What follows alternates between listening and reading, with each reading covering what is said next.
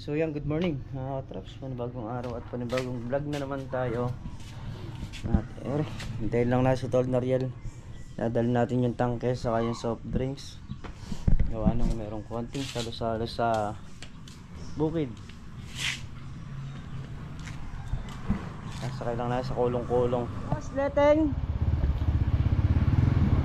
Bili tayo 5 kilong letting para dun sa Ampalaya. Bilan.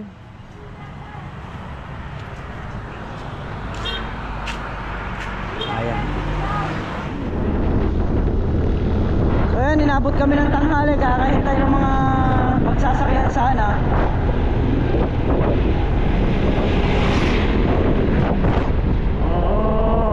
Time ako na daw, sira yung bearing. Sila Tol Nariel naman, nagpunta ng bayan. Ayun ako.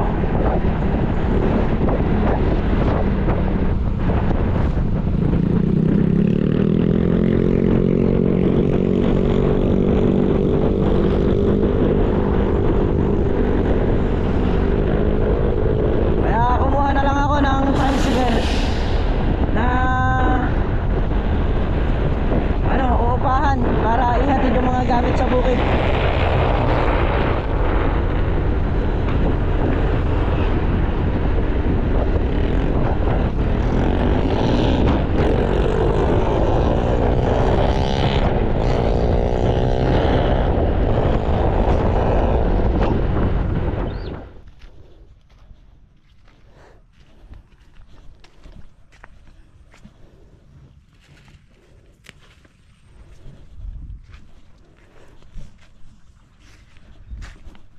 Ere po, yung ganito, pwede na po yan. Ayan. Ito po tayo.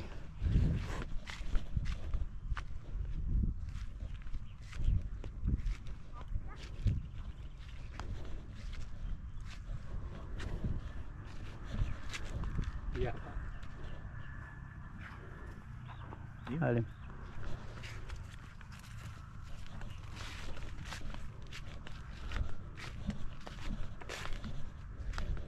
Wala mang po dito bande.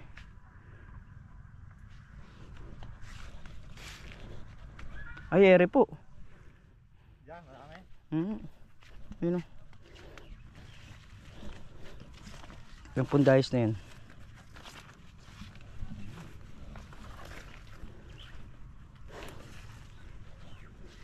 Masa.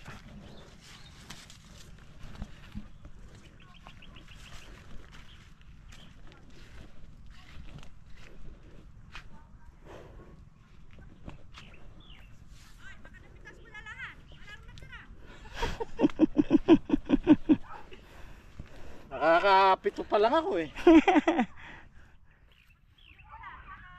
Yan po. Pipitasin din po ngayon lahat yan.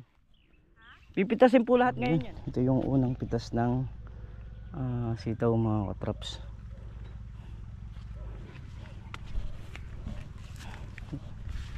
Gahalaw na kami.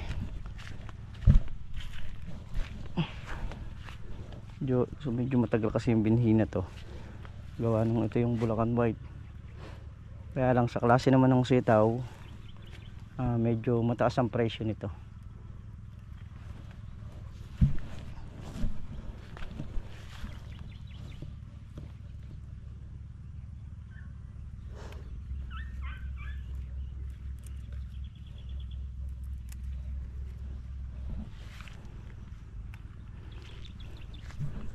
Halaw-halaw lang muna.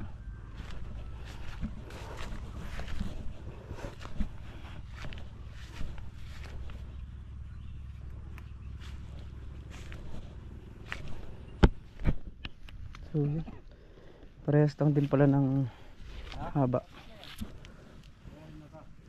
Parehas lang ng haba yung Bulacan White saka yung green.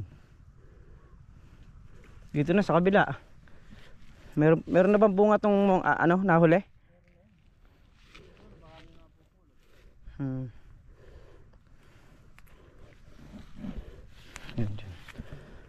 Yan na lang, pitundayos. So ngayon basal natin mga 600 niya siguro kaya. Tapos mamipitas naman tayo ng yung mga sili. Pitasin natin yung mga sili.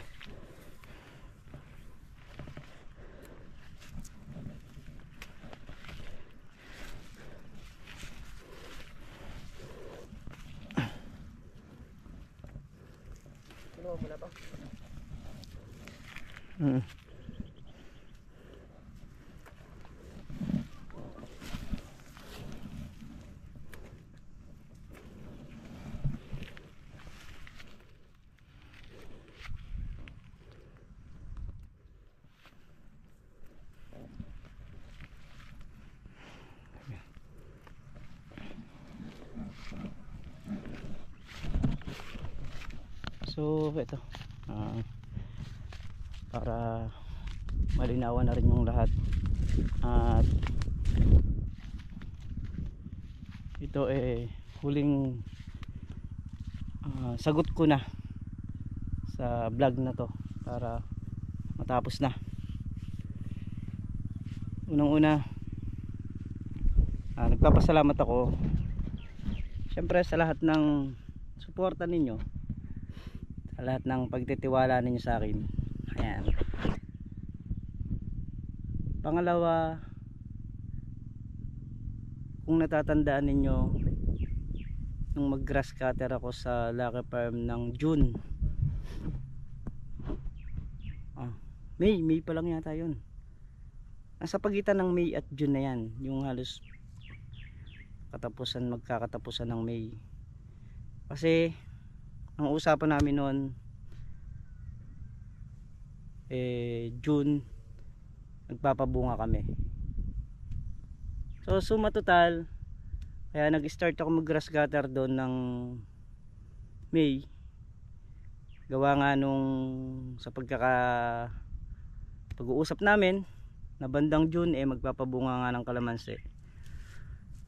So yung araw na yon na nagpunta ako ron, grass cutter kami ni paring Carlo para duminis yung mga kalamansi na nasasakupan ng tanim ng sili. At nung araw din na yon, tinanong ko na rin siya kung magpapabunga na kami. So ang sagot niya sa akin, hindi. Magpapalabong muna ng kalamansi. Yun ang sinagot niya sa akin. So kung tutuusin, pabungahin na yung kalamansi, pero siguro nasa sa kanya naman yun kasi siya may-ari nun. At nung sinabi niya sa akin na nagpapalabong pa lang ng kalamansi, so talagang parang sa isip ko wala, talagang umano na, sa kanya na mismo nang galing yung salita na yun. Baka may natitipuhan na gusto mag-alaga ng kalamansi. Sa akin wala namang problema yun Alam mo yung tagal nung pag-aalaga ko rin sa kalamansi, kaya kong isugal yun. Hindi ako sakim na tao. Pangatlo, nung madamo yung kalahati ng kalamansi na mag-start sila mag grass cutter, pinapa-spray ko kay paring Carlo yung pagitan nun. So sira yung spray nila. Ang sabi ko kay paring Carlo, ayan, may hiniram akong spray, gamitin mo ron. So ayaw naman nilang paggamit para ma-spray ni paring Carlo yung pagitan ng kalamansi. Gawa nga nung gusto nila magpapalabong muna, so pinapa-spray ko yung pagitan ng kalamansi para yung mismong daan ng kalamansi, yun na lang yung gagrass cutter namin ni paring Carlo. Gawa nung may gamot pa silang pang damo dun para sa kalamansi. So kaya ako naman ginrass cutter nga yung mga sili. Gawa nga nung ang alam ko magpapabunga na kami. So sa tagal ng panahon na pag-aalaga ko ron, paano kaming kikita kung hindi kami magpapabunga. So ano yun, paabutin niya ng taon, 3 taon bago magpabunga. So sa akin noon inintindi ko na yun, gawa nung syempre kung minsan nagigipit din siya. Kagaya nga sabi ko sa inyo, malaki ang puhunan sa pagpapabunga ng kalamansi. Hindi naman po pwedeng pag sinabugan mo ng patabayan gano'n na lang. Kaya doon nawalan ako ng parang gana rin doon sa pagpapabunga, gawa nung ang tagal na namin pinaghirapan. Tapos nung time na magpapabunga na kami, wala, palalabungin muna raw. O sinong tao naman ang masisiyahan doon? Kaya yun, ito huling sagot ko na lang sa video to. Ito na yung huli, bahala na yung Diyos. Saka doon sa mga nanguhusga sa akin sa comment section sa kabila, lalo na yung ginger lemon, ayan, kilala ko yan, kilala ko naman yan kasi kung sino yung nagkuha na yan. Ako hindi na lang ako, kung mapapansin nyo, hindi na ako kumikibo, hindi na ako nagsasalita about kung ano man yung nangyayari. Basta kami, focus na lang kami rito sa halaman dito. Wala na akong ibang pagpopokusan pa. So yun lang, sa mga hindi nakakaintindi, bahala kayo. Ayan, at sa mga nakakaintindi naman, maraming salamat po sa inyo. Ito pa pala, pakatandaan nyo, wala akong sinabihang tao o kahit sinong tao sa nangyayari sa bukid. Ayan, kahit na sino sa kanila wala akong sinasabihan. Diyos na bahala sa kanila. Salamat sa mga basher ko. Ayan. Gabayan sana kayo ng itaas. Kaya mag-alala, mahal ko kayo.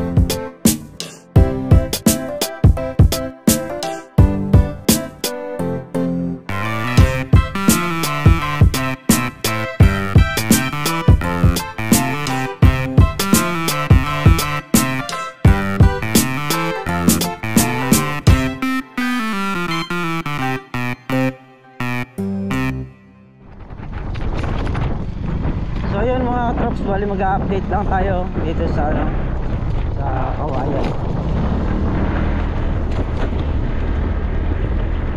Hindi ko alam kung may ngayon pumutol.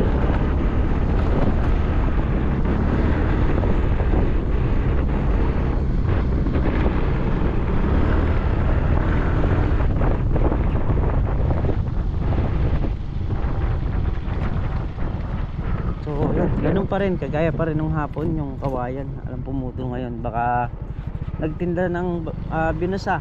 Kasi sabi nila extrahin na lang nila yung pagpuputol.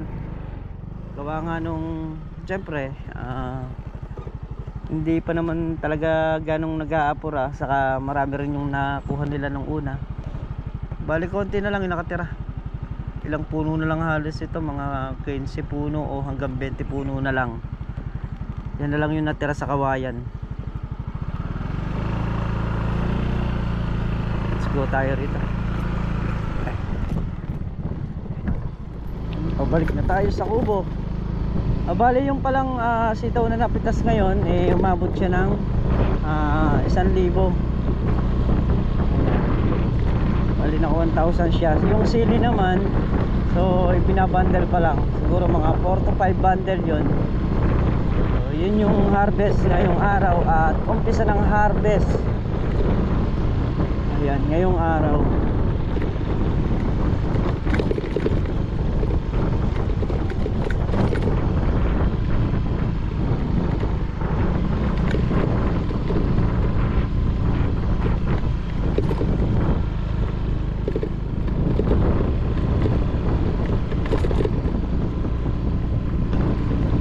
Bali yung 7 dayos nito, hindi pa totally siya namumunga, gawa nung nahuli siya.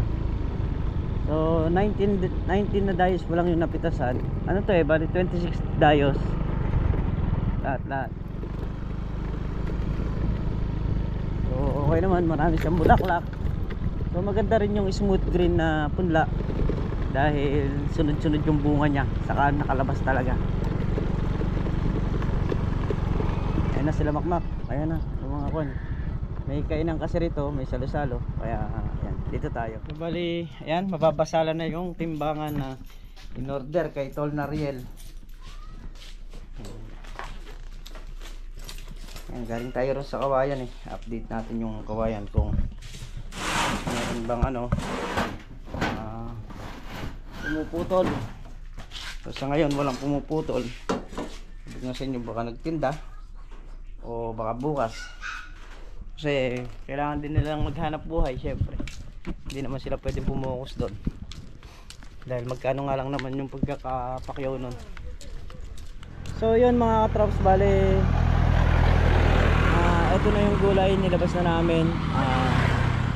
Hintayin na lang namin yung truck. Ayan na yung truck.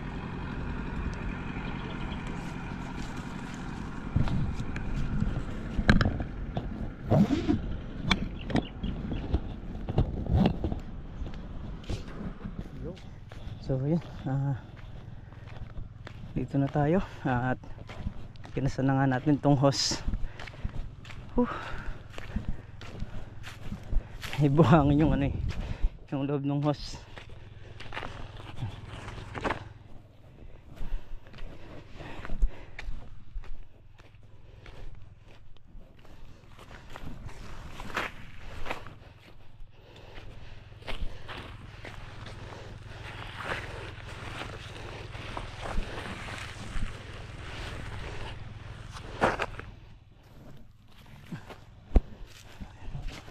Pandarin ko naman yung diesel para gumana na to, tapos bili tayo ng diesel saka ng gas para yun nandun, paandar natin yung Robin, patakbo naman dito.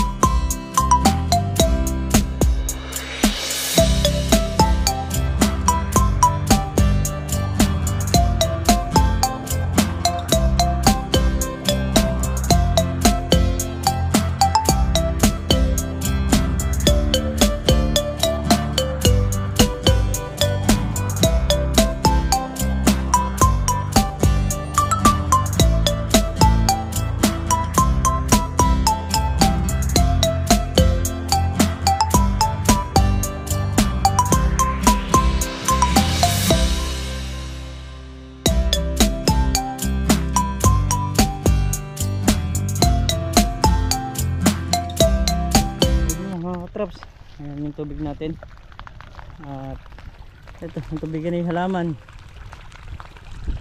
Ayan, ito na lang yung hindi pa. Nagdidigar tayo, nagbabare na tayo dito sa ampalayahan, so lilipat ko lang nga yung tubig.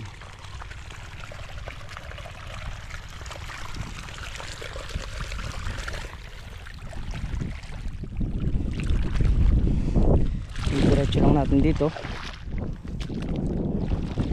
para mabasa mga nandun may banda na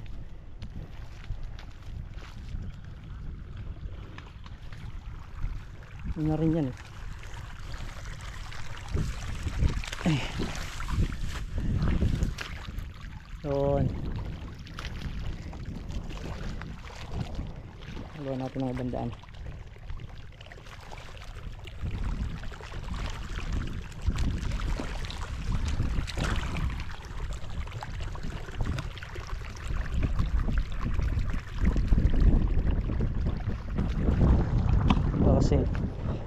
nagtutuloy gawa ng may mga barang walang kagaya niyan, kailangang hawiin pa.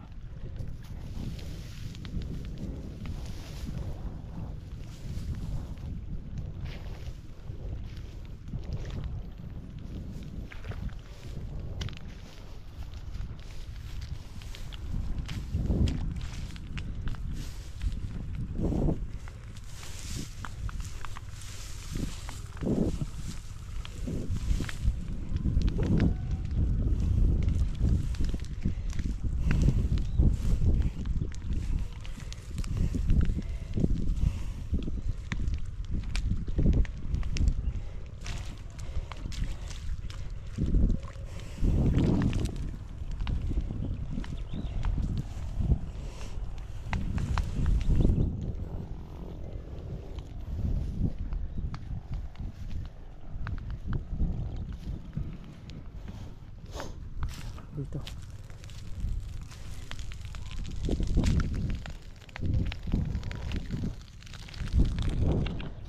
balik na tayo rito, tayo magbubutas na. Pag nauna na yung mga kawayan yan, babatakan na lang ng tansi para yung sa buho naman.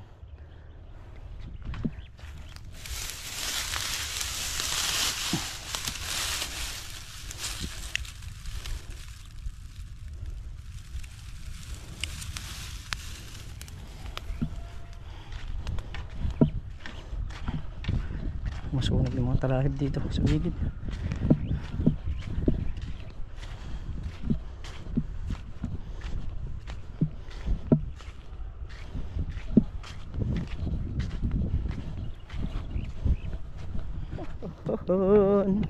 Ayan na, at nayari na tong isang diretso rito.